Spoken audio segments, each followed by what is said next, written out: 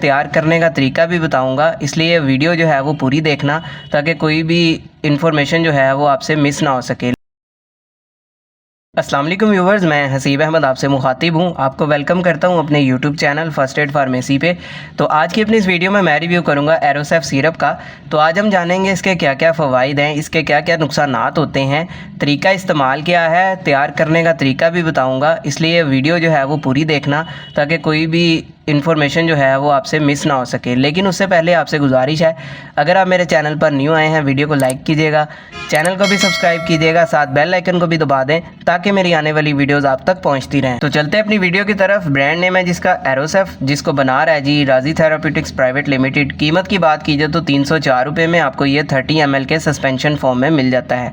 अब बात कर लेते हैं इसके अंदर मौजूद दवा की। तो इसके अंदर मौजूद है सेफिक्साइम। तो ये बेसिकली एक एंटीबायोटिक है और बैक्टीरियल इन्फेक्शंस को ट्रीट करने के लिए इसका इस्तेमाल किया जाता है। अब जिन कंडीशन में बच्चों में सबसे ज़्यादा इसका इस्तेमाल होता है उसमें पहले नंबर पर आ जाता है रिस्पायरेटरी ट्रैक्ट इन्फेक्शन, यानी सांस के रास्ते का अगर आपको इन्फेक्शन हो जाता है आपके बच्चे में तो उसमें इसका इस्तेमाल किया जाता है। स्पेशली जब आपके बच्चे को टॉन्सिलाइटिस होता है, गला आपके बच्चे का ख़राब हो जाता है, टॉन्सिल्स हो जाते हैं उसको, उसमें इसका इस्तेमाल किया जाता है। इसके अलावा नमूनिया अगर आपके बच्चे को हो जाता है जिसमें आपके बच्चे की छाती मुतासिर होती है, लंग्स मुतासिर होते हैं, बलगम या रेशा बनना स्टार्ट हो जाता है, तो इस कंडीशन में इसका इस्तेमाल किया जाता है। इसके अलावा ब्रोंकाइटिस आ जाता है। ब्रोंकाइटिस में आपके बच्चे की सांस की नालियाँ मुतासिर होती हैं, बलगम या रेशा उनमें बनना स्टार्ट हो जाता है, तो इस तरह के बैक्टीरियल इन्फेक्शन को ट्रीट करने में आपके बच्चों में इसका इस्तेमाल किया जाता है। इसके अलावा आ जाता है साइनोसाइटिस का इन्फेक्शन। ये जो कैविटीज़ होती हैं अगर इनमें किसी वजह से बैक्टीरियल इन्फेक्शन हो जाता है आपके बच्चे में तो इसमें भी इसका इस्तेमाल किया जा रहा होता है। इसके अलावा ओटाइटिस मीडिया का इन्फेक्शन आ जाता है, यानी अगर आपके बच्चे के कान में इन्फेक्शन हो जाता है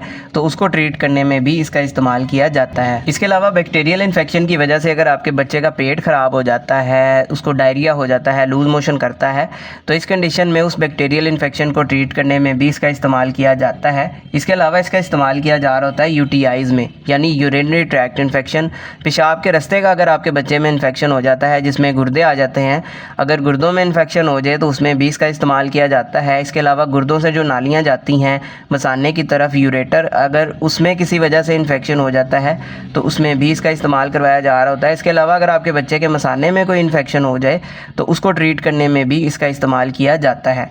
इसके अलावा इसका इस्तेमाल टाइफाइड फीवर में भी करवाया जाता है, उस मामले में भी बड़ा अच्छा इसका ज़बरदस्त रिजल्ट है। इसके अलावा इसका इस्तेमाल जो है स्किन इन्फेक्शन में भी करवाया जाता है, यानी अगर आपके बच्चे की जिल्द पे कोई इन्फेक्शन हो जाए, जिसमें ज़ख़म बन जाए, कोई बैक्टीरियल इन्फेक्शन जिल्द पे हो जाता है तो उसको ट्रीट करने में भी इसका इस्तेमाल किया जाता है।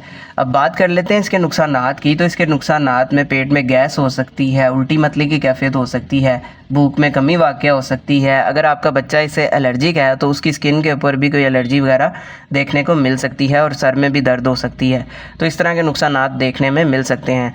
अब इसको बनाने का तरीका भी समझ लें। सबसे पहले आपने 20 ml उबला हुआ पानी लेना है, उसको ठंडा कर लेना है। ठंडा करने के बाद आपने इसको इसके अंदर ऐड करना है और इसको अच्छे से शेक कर लेना है। उसके बाद जो है ये तैयार हो जाएगा और तैयार करने के बाद 7 दिन के अंदर अंदर आपने इस सिरप का इस्तेमाल कर लेना है। अब बात कर लेते हैं इसके तरीका इस्तेमाल या डोजेज के बारे में। तो वो डिपेंड करता है आपके बच्चे की एज पे, बॉडी वेट पे, या किस इन्फेक्शन को ट्रीट करने के लिए आपने इसका इस्तेमाल करना है। ये सारा कुछ देखते हुए आपके डॉक्टर ने ही आपको बताना है कि आपने इसका इस्तेमाल कितना अरसा करना है और इसकी कितनी खुराक आपने अपने बच्चे को देनी है।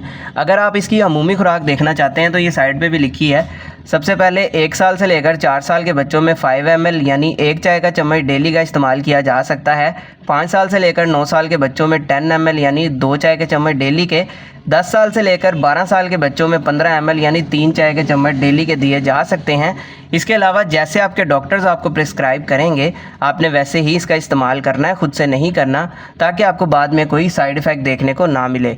तो ये सारी डिटेल थी जी एरोसेफ सिरप से रिलेटेड। उम्मीद आपको पसंद आई होगी। इससे रिलेटेड कोई सवाल हो कमेंट सेक्शन में आप मुझसे पूछ सकते हैं। वीडियो पसंद आई हो तो वीडियो को लाइक भी कीजिएगा, दूसरों के साथ शेयर भी कीजिएगा। अपना ख्याल रखिएगा। अल्लाह हाफिज़।